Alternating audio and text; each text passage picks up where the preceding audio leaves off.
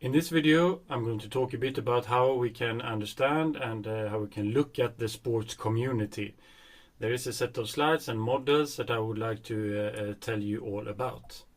Okay, let's have a look at the first slide here.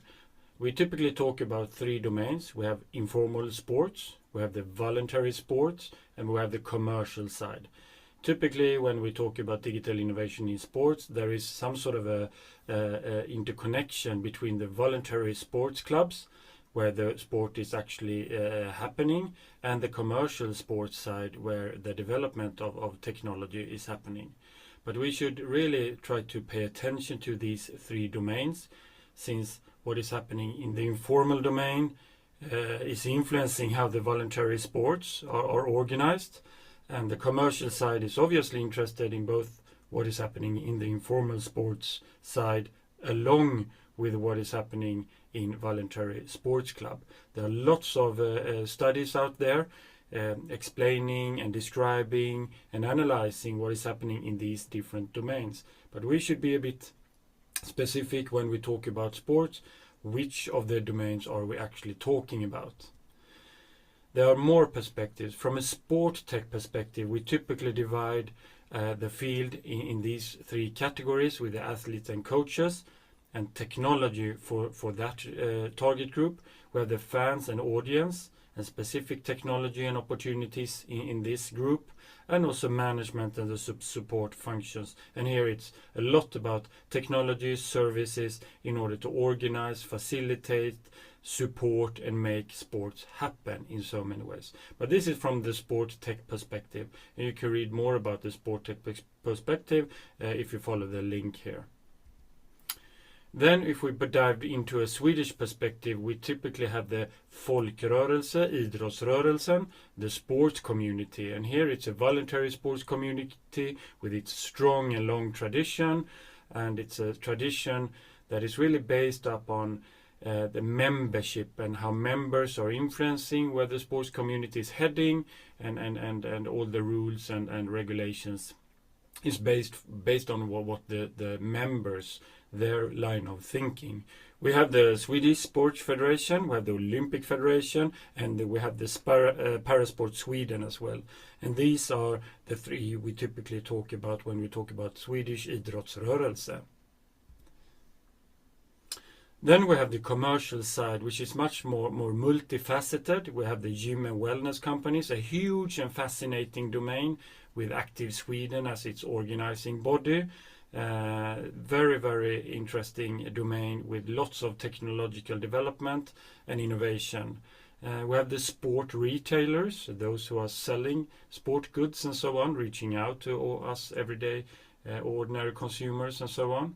We have also the sport product suppliers, and here we can see a lot of interesting activities going on, especially among those brands who are moving from physical products to also add digital capabilities in their physical products. We have the event organizers with Trail Running Sweden. We have the Marathon Group in Stockholm organizing, among many things, Stockholm Marathon. These are event organizers who are commercial. They are companies, basically. We have also other type of sport companies, like individual training companies, those who are providing additional training, for example, in the football domain or floorball domain, and so on. But we shouldn't forget also about the sport real estate companies, those who are making it possible for us to have indoor arenas, like indoor football arenas, track and field arenas, and so on, if it's not the local municipality who is providing that type of real estate. Indoor skiing arenas and so on. Also the sport medicine companies, they are companies, and we are using them when we are injured or when we are trying to rehab, when we are trying to prevent getting injured and so on. We have the technology providers as well, and that group is huge. I here highlight Mika Timing, since they are a West Coast company here in Gothenburg. So the commercial side is multifaceted, and they are super important when we look at the digital innovation perspective.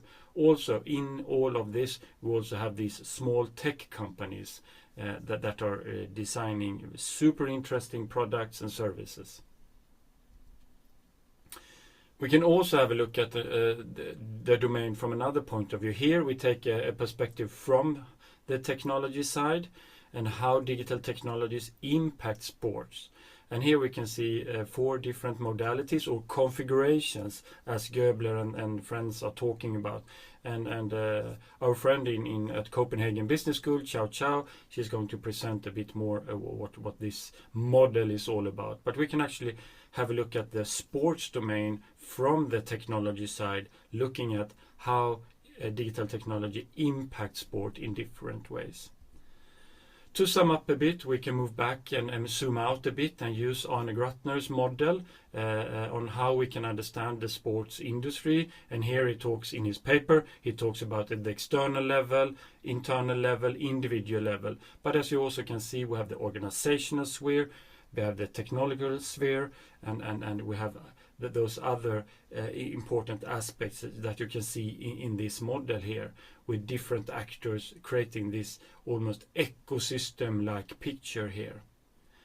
So with this video, I just want to emphasize the importance for us to be very specific when we talk about sports, when we talk about innovation, when we talk about the use of technologies. Okay, thank you so much. Bye.